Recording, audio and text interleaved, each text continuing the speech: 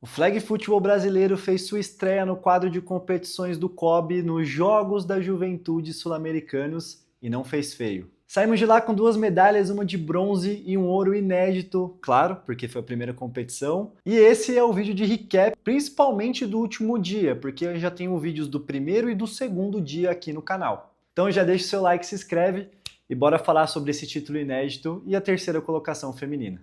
Cara, uma coisa muito diferente que esse campeonato trouxe como proposta é pela quantidade de times. Os times jogaram meio que turno e retorno. No masculino a gente teve 4 seleções, Uruguai, Argentina, Brasil e Panamá. Já na chave feminina a gente teve apenas 3 seleções, Venezuela, Panamá e o Brasil, lembrando que o Panamá cedia todos os jogos e consequentemente a competição de flag também. Com isso posto, a gente teve um modelo de competição diferente. A gente teve turno e retorno como fase de grupos de qualificação. Depois a gente ainda teve a semifinal e a final. Isso fez com que os times jogassem muitas vezes e a partir do momento que a gente tem mais confrontos iguais, a gente consegue ver a evolução das equipes ou a não evolução. E é um pouco diferente do que a gente tem aqui no Flag Nacional. E a partir dessa estrutura, dessa possibilidade de revisitar os erros, forçar os acertos e conseguir tirar aprendizados rápidos e tomar decisões rápidas num curto espaço de tempo, que eu quero estruturar a análise desse último dia. Porque a gente teve experiências contrárias, no feminino e no masculino. No feminino, contra a Venezuela, a gente foi vencendo de uma forma muito expressiva, depois viu essa diferença diminuir no segundo dia, até que a gente perde na semifinal para a seleção venezuelana. Já no masculino foi o contrário, a gente tomou uma alta pontuação no primeiro jogo, ainda que marcando mais de 30 pontos também. No segundo dia, por um detalhe, a gente acaba perdendo pelas conversões, basicamente, e a gente se sagrou campeão na finalíssima contra os panamenhos. Um resultado que mostra o aprendizado de toda a comissão. Mas bora lá, antes de eu falar da seleção masculina, eu vou voltar para a seleção feminina para a gente poder falar um pouquinho do que aconteceu. A seleção feminina, ela ficou meio que no meio termo ali entre estar muito forte em relação à Venezuela e estar um pouquinho distante do Panamá ainda, né? Porque o Panamá feminino foi acachapante o campeonato inteiro e goleou todos os jogos. Então o Brasil ficou ali nesse meio termo, nessa perspectiva de estar longe do Panamá e ter que correr atrás do Panamá e também se ver a Venezuela mais distante de você. Só que a Venezuela conseguiu diminuir um pouco mais a distância do Brasil e o Brasil não conseguiu, por sua vez, diminuir essa distância para o Panamá. Lógico, é um fim de semana, começo de trabalho, a primeira vez que a seleção sub-17 feminina vai para um campeonato. A análise ela precisa ser feita, mas eu já boto o disclaimer aqui de calma, não é o fim do mundo ou algo do tipo. Mas eu gosto de colocar isso porque, enfim, são pessoas do outro lado, ainda mais jovens, né? Então a gente sai de um primeiro jogo contra a Venezuela, vencendo por 38-7, o segundo foi 12-6, já foi um placar um pouco menor. No último jogo a gente consegue voltar para um ritmo ofensivo um pouco maior, só que a Venezuela ela limou os erros de turnover, assim. Primeiro jogo, acho que foram umas 4 ints assim no primeiro jogo da seleção venezuelana contra o Brasil, e isso foi diminuindo, né? E o jogo foi ficando um pouco mais travado.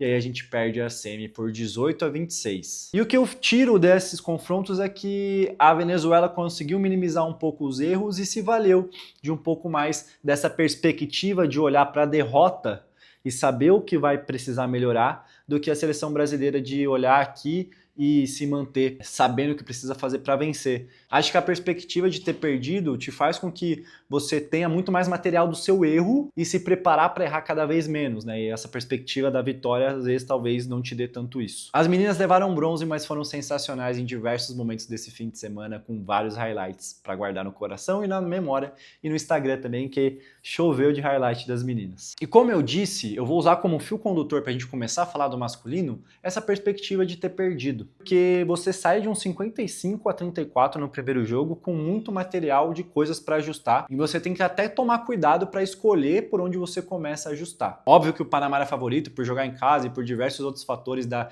escola panamenha, mas o Brasil só tinha uma opção, que era olhar para o seu jogo e tentar melhorar. E o que me surpreendeu nesse segundo dia foi que o ataque estava muito repaginado em comparação com os primeiros jogos ali do primeiro dia. É um ataque que já no segundo jogo contra o Panamá já se mostrava totalmente diferente. E também o play call dando controle dos drives para o Brasil em frente ao Panamá e também potencializando o que se tem de melhor ali, que eram as corridas do Pablo e também, claro, né, os outros recebedores conseguindo contribuir com o que eles conseguem fazer de melhor dentro do sistema. A gente viu uma evolução clara do sistema durante o fim de semana. No segundo jogo a gente sai derrotado, mas a gente viu uma diminuição dos pontos sofridos, o que é um pouco da engrenagem, né? O ataque um pouco mais tempo do campo permite que a defesa fique menos, consiga fazer drives um pouco mais seguros e ainda tome menos pontos em relação ao primeiro jogo, mas ficou faltando detalhe, mas a gente já via muita melhora, tanto que no vídeo que eu faço de sábado, eu já falo, podemos sonhar com ouro? Porque eu vi a clara melhora. E o triunfo escapou por um detalhe. E logo nesse segundo jogo, veio o caminho das pedras para o Brasil. O Panamá, do segundo para o terceiro, ele não conseguiu mostrar nenhum ajuste, mesmo já esperando o que poderia acontecer. Porque no segundo jogo, o Panamá já estava um pouco mais atento a algumas coisas que aconteciam no primeiro.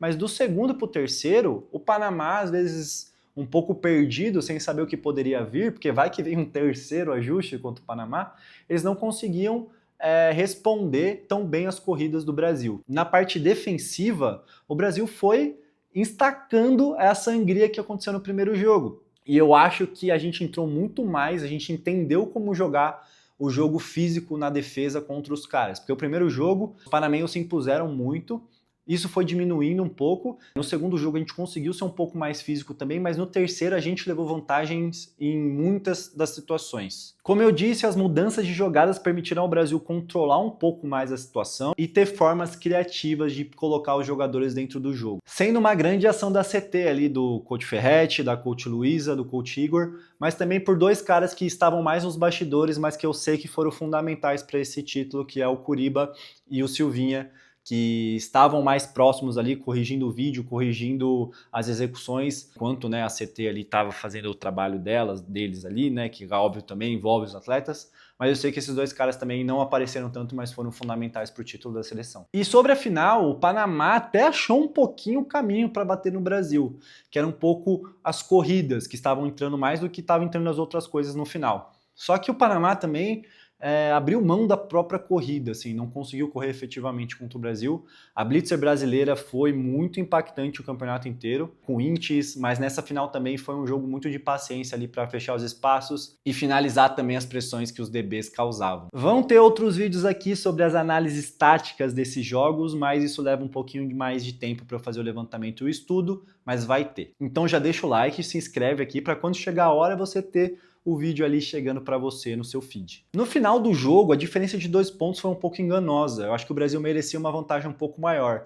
Apesar de eu quase ter morrido do coração naquele último drive do primeiro tempo, em que o Panamá ficou a pouquíssimas jardas de pontuar. Mas concluindo aqui, o futuro do Flag tem que ser de desenvolvimento e oportunizar tudo que esses atletas vivenciaram ali no Panamá. Lembrando também que a gente tem muitos atletas abaixo do limite de 17 anos. Tinham muitos atletas com 15 e 16 na seleção brasileira masculina e feminina. Claro que eles continuam ainda uma jornada na seleção sub-17, mas vai ser legal a gente ver também eles dentro da evolução da escadinha ali das seleções sub-20, sub-23 e rumando, quem sabe, a representar o Brasil na seleção principal. E por fim, eu acho que é um off-top aqui do jogo, é como foi legal ver a nossa comunidade engajada e feliz pelos meninos e pelas meninas a cada vitória, a cada jogo. A gente via comentários, a gente via os atletas da seleção adulta comentando e dando apoio para os meninos e para as meninas. Foi legal ver a comunidade engajada.